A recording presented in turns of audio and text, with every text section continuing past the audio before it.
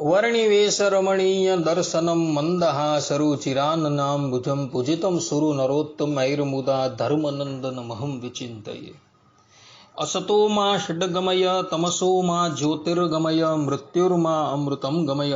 ओम शांति शांति शांति। अस्मद्गुरु समारंभां नाथ यामुन मध्यमां लक्ष्मी वल्लभ पर्यंतां वंदे गुरु परंपरा।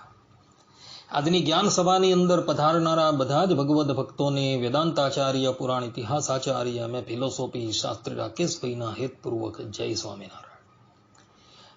ભક્તો, વિશિષ્ટાદ્વૈત મતના ક્રમિક પ્રવચનની અંદર ગયા વખતના વિશિષ્ટાદ્વૈત મતના પ્રવચનની અંદર આપણે બધા રામાનુજાચાર્યજીએ પ્રતિપાદન કરેલો વિશિષ્ટાદ્વૈત મત છે એ જ મત સ્વામિનારાયણ સંપ્રદાયના વિદ્વાનોને અક્ષરે અક્ષર માન્ય છે એ સંબંધમાં આપણે વાત શ્રવણ કરતા હતા।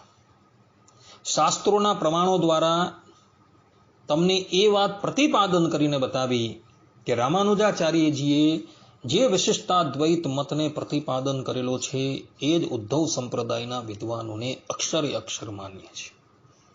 આ પ્રમાણેની વસ્તુ સ્થિતિ હોવા છતાં પણ સંપ્રદાયના કેટલાક કુતાર્કિકો જે છે એ આ બંને સંપ્રદાયે પ્રતિપાદન કરેલા વિશિષ્ટાદ્વૈત મતની અંદર કુતર્ક કરી રહ્યા છે અને એ કુતર્કોનો આપણે બધાએ વિચાર કર્યો અને શાસ્ત્રો અનુસાર એ બધા જ કુતર્કોનો પરિહાર કરેલો હતો।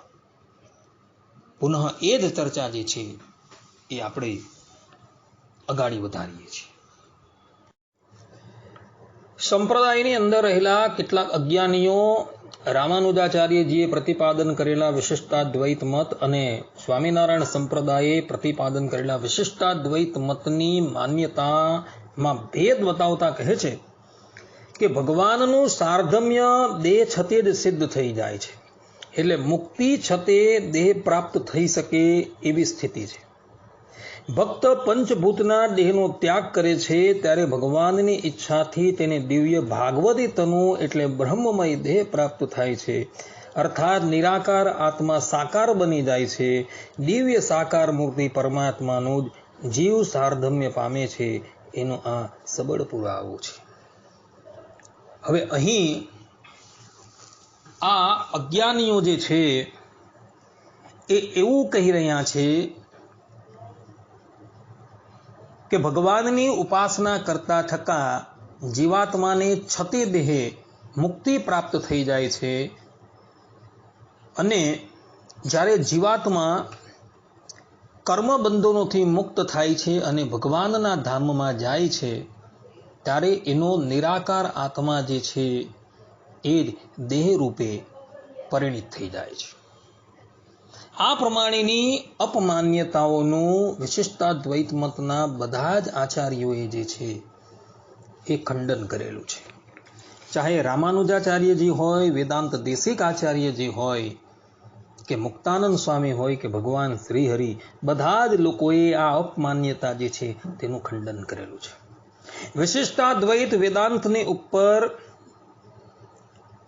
ટીકા ભાષ્ય રચનારા રામાનુજાચાર્યજી, જેઓએ શ્રી ભાષ્યની અંદર, મુક્તાનંદ સ્વામીએ બ્રહ્મ મીમાંસાની અંદર અને રામાનંદ આચાર્યએ આનંદ ભાષ્યની અંદર જીવન મુક્તિનું પરિપૂર્ણ રૂપે ખંડન કરેલું છે।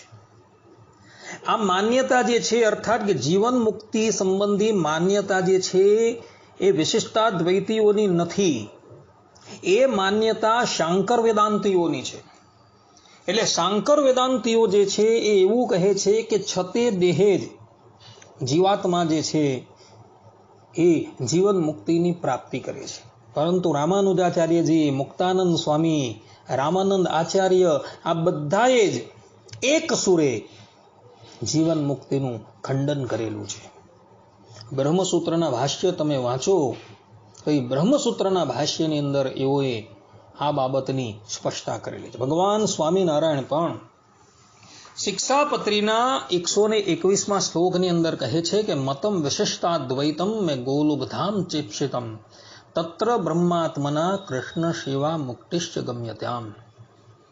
અર્થાત કે અમને પ્રિય એવું જે ધામ તે ગોલોક છે અને તે ગોલોક ધામની અંદર બ્રહ્મરૂપે કરીને શ્રી કૃષ્ણ ભગવાનની સેવા કરવી એને અમે મુક્તિ માનીએ છીએ.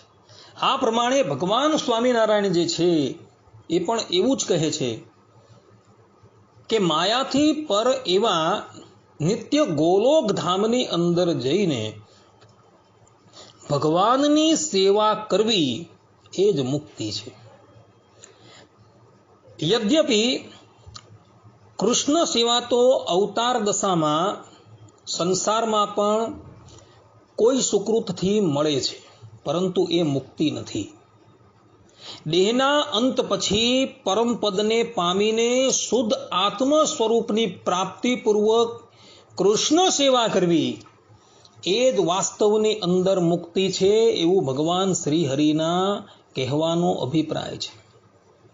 વચનામૃતની અંદર ગદડા પ્રથમના 21મા વચનામૃતની અંદર પણ અર્ચી માર્ગ વડે ધામને પામેલાને સ્વસ્વરૂપનો આવિર્ભાવ પરમ જ્યોતિ રૂપ સંપદ્યશ્વેન રૂપેણાભિનિષ્પદ્યતે આ શ્રુતિમાં કહ્યા પ્રમાણે થાય છે. અને સ્વસ્વરૂપના આવિર્ભાવ પૂર્વક દિવ્ય દેહ ધારણ કરીને જ એ જીવાત્મા જે છે એ ભગવાનની સેવા કરે છે. એટલે છતે દેહે મુક્તિનો વિરોધ તો ભગવાન સ્વામિનારાયણે પણ આ શિક્ષાપત્રીના 121મા શ્લોકની અંદર કરેલો છે. કારણ કે છતે દેહે મુક્તિની વાત જે છે એ સાંકર વેદાંતિઓની છે, આપણા વિશિષ્ટાદ્વૈતીઓની નથી. એટલે જે વિશિષ્ટાદ્વૈત મતનું મંડન કરવાનું છે તેનું આ કુતાર્કિકો જે છે એ ખંડન કરી રહ્યા છે, અને જેનું ખંડન કરવાનું છે એનું મંડન કરવા માટે તૈયાર થયા છે. આ વળી કેવી અવળી વાત કહેવાય. માટે જે લોકો છતે દેહે જીવન મુક્તિની વાત કરે છે એ લોકો વસ્તુતાએ વિશિષ્ટાદ્વૈતીઓ છે જ નહીં, એ લોકો બધા અદ્વૈતીઓ છે. કારણ કે અદ્વૈત વેદાંતની અંદર જ છતે દેહે મુક્તિની વાત કરેલી છે. આ સંબંધમાં વધારે પડતો વિસ્તાર જે છે એ શ્રી ભાષ્યની અંદર, મુક્તાનંદ સ્વામી કૃત બ્રહ્મમીમાંસાની અંદર અને રામાનંદ આચાર્ય કૃત આનંદ ભાષ્યની અંદર કરેલો જોવા મળે છે. જિજ્ઞાસુએ ત્યાંથી જોઈ લેવું. વિશિષ્ટાદ્વૈતીઓના મત મુજબ છતે દેહે ક્યારેય પણ મુક્તિ જે છે એ સંભવતી નથી. ભગવાનના દિવ્ય ધામની અંદર જઈને દિવ્ય રૂપ ધારણ કરીને ભગવાનની સેવા કરવી એને જ વિશિષ્ટાદ્વૈતીઓ મુક્તિ માને છે. પરંતુ છતે દેહે મુક્તિ ક્યારેય પણ માનતા નથી. આ સિદ્ધાંત વાત છે. એટલે પેલા તાર્કિકોએ જે જીવન મુક્તિની વાત કરેલી હતી એ લોકોના આ મતનું સંપૂર્ણ રીતે ખંડન થઈ જાય છે.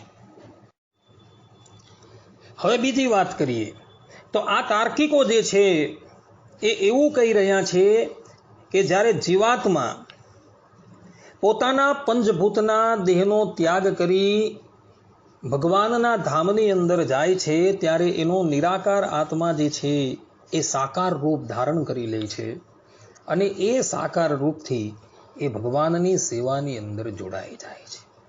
પરંતુ એ લોકોને એ વાતની ખબર નથી કે આ સિદ્ધાંત જે છે એ આપણો નથી. આ સિદ્ધાંત તો શ્રી વલ્લભાચાર્યજીનો છે. વલ્લભાચાર્યજીએ શુદ્ધાદ્વૈત મતનું પ્રતિપાદન કરેલું છે. એઓએ પોતાના ભાષ્યની અંદર આ પ્રમાણે લખેલું છે, અને એમના પરવર્તી આચાર્યોએ આ સિદ્ધાંત જે છે એ માન્ય કરેલું છે. વિશિષ્ટાદ્વૈતીઓની માન્યતા જે છે એ આ પ્રમાણેની નથી. કારણ કે વિશિષ્ટાદ્વૈતીઓ જે છે એ આત્માને નિર્વિકાર માને છે. આ સંબંધની અંદર સદગુરુ ગોપાળાનંદ સ્વામીએ ઉપનિષદની ઉપર જે ભાષ્ય રચેલું છે એ ભાષ્યની અંદર એમણે એક શ્રુતિની અંદર આ બાબતનું પ્રતિપાદન કરેલું છે. સદગુરુ ગોપાળાનંદ સ્વામીએ અથ નામધેયમ સત્યસ્ય સત્યમ પ્રાણા વૈ સત્યમ.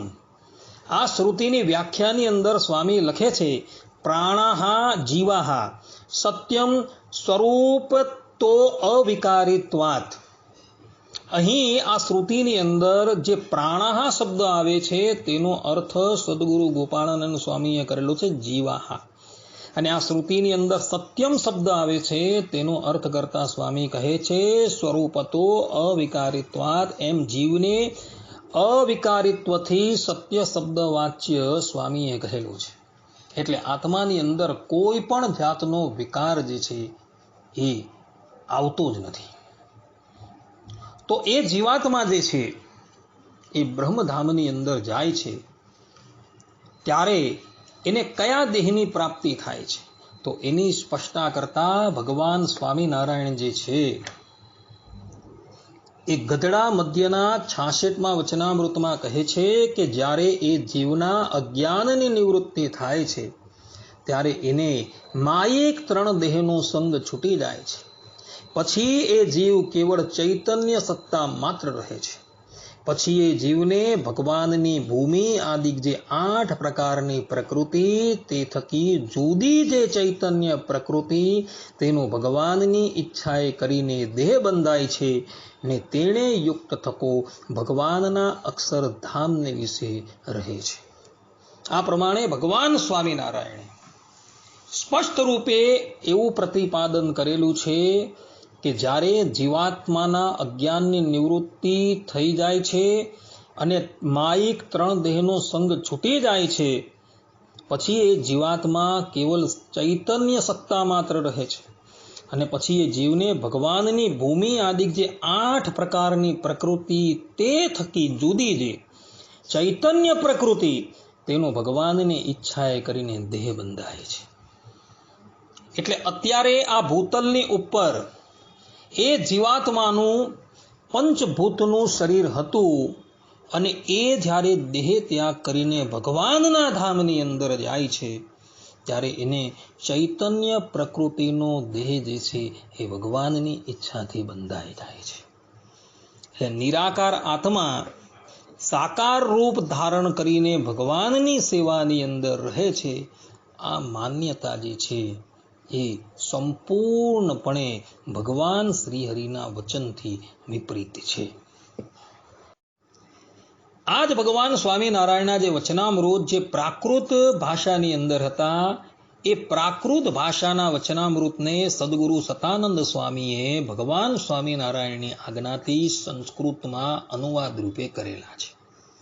એની અંદર ભગવાન સ્વામિનારાયણે જે અહીં ગધડા મધ્યના 66મા વચનામૃતમાં જે શબ્દો કહેલા છે એનો સંસ્કૃતમાં અનુવાદ કરતા થકા સદગુરુ સતાનંદ સ્વામી ત્યાં લખી રહ્યા છે કૃષ્ણે છયાથ દિવ્યો અસ્ય પરા પ્રકૃતિતો મુને આવિર્ભવતી દેહી વૈ તેન સંયુજ્યતે શઃ.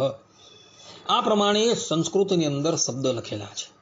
હવે આ જે હરિવાક્ય સુધા સિંધુ છે તેના પર આચાર્ય શ્રેષ્ઠ રઘુવીરજી મહારાજે સેતુમાલા નામની એક વિસ્તૃત ટીકા લખેલી છે.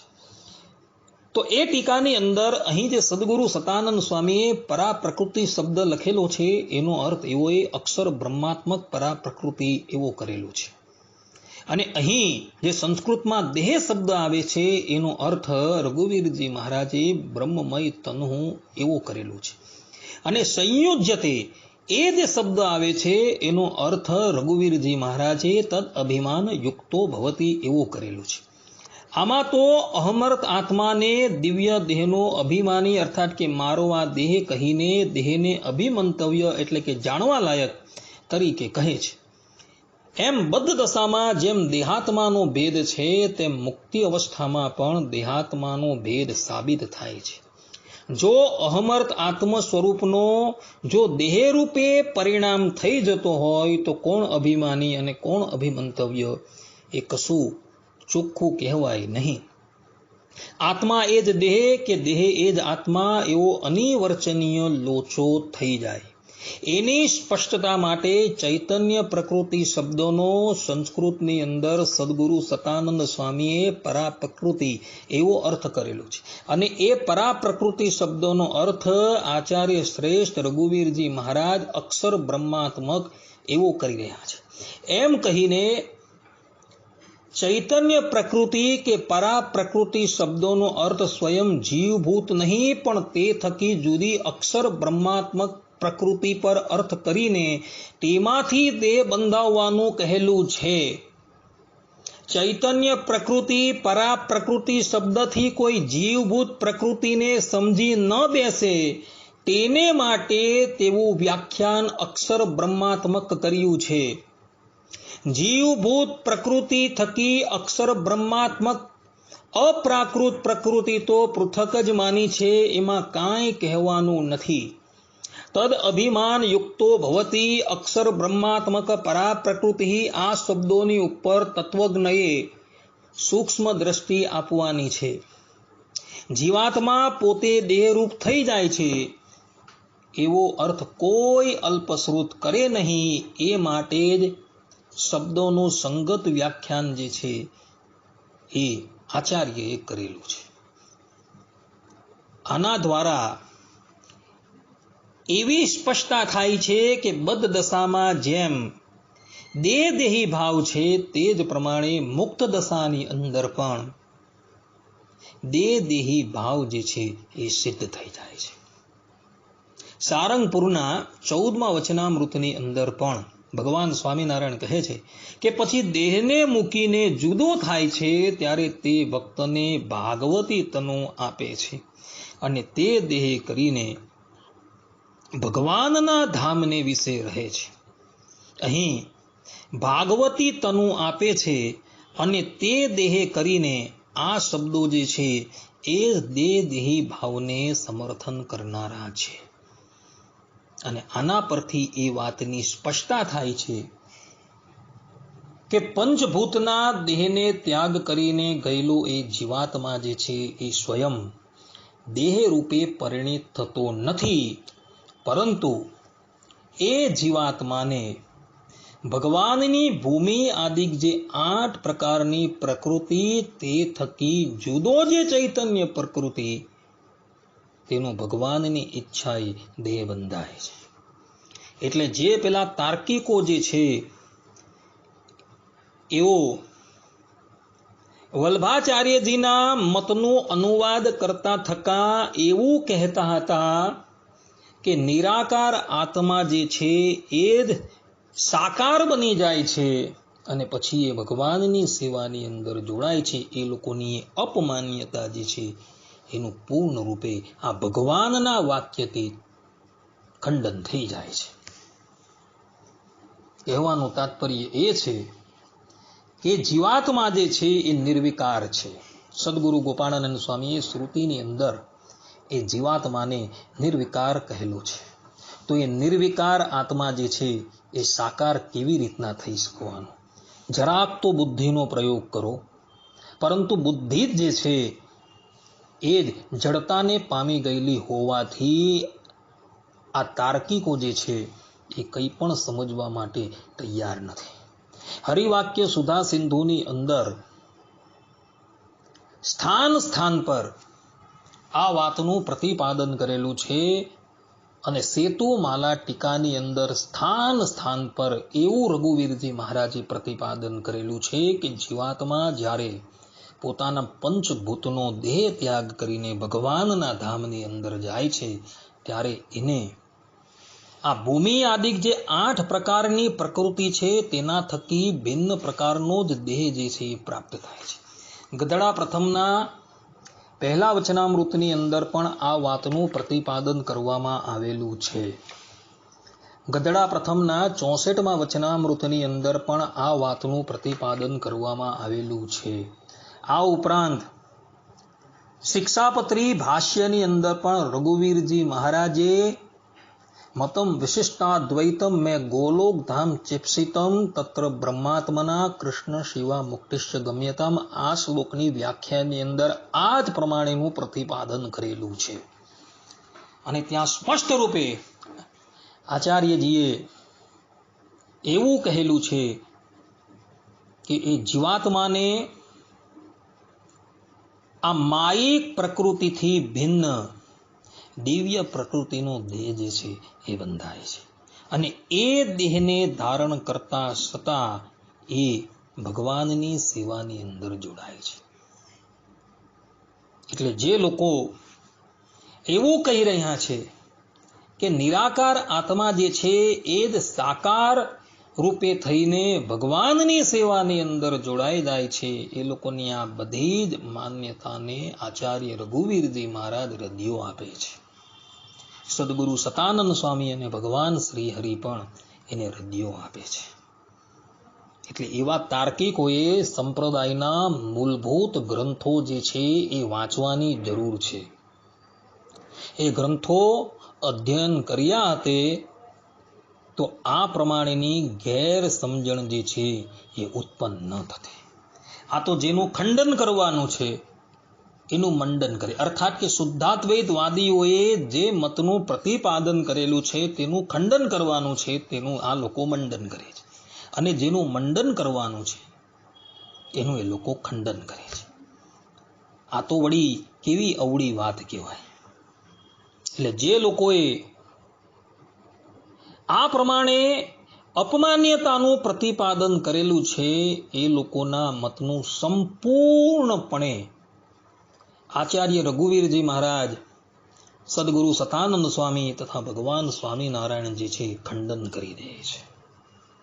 માટે સંપ્રદાયના મૂળભૂત ગ્રંથો જે છે તેનું અધ્યયન કરો અને અધ્યયન કરીને પછી વિચારીને કંઈક પણ નિર્ણય કરો. આ પ્રમાણે નિર્ણય તમે જો કરશો તો જગતની અંદર તમારી હાંસી થશે કે તમે વિશિષ્ટાદ્વૈતી છો કે પછી તમે શુદ્ધાદ્વૈતી છો. કારણ કે આ પ્રમાણોનો સિદ્ધાંત જે છે એ આપણો નથી. આ સિદ્ધાંત તો જે શુદ્ધાદ્વૈત વેદાંતીઓનો છે.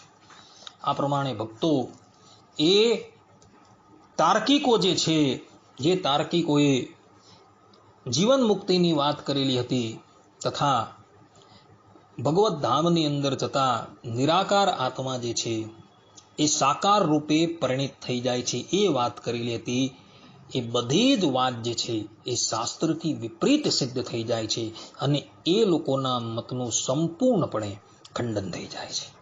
આ પ્રમાણે ભક્તો ભગવત ધામની અંદર ગયેલો જીવાત્મા જે છે એ જીવાત્માને પરબ્રહ્મ પરમાત્મા જે છે એ ભૂમિ આદિક 8 પ્રકારની પ્રકૃતિથી ભિન્ન પ્રકૃતિનો દેહ આપે છે ને એના દ્વારા એને પોતાની સેવાની અંદર જોડે છે.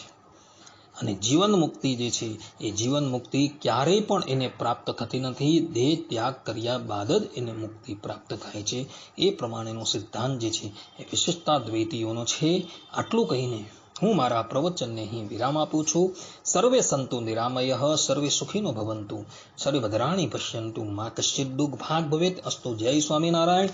હવે પછીના પ્રવચનની અંદર પણ આપણે બધા આ જ વાતને અગાડી વિસ્તારથી શ્રવણ કરશું. ત્યાં લગીન બધા જ ભગવદ્ ભક્તોને હેતપૂર્વક જય સ્વામિનારાયણ.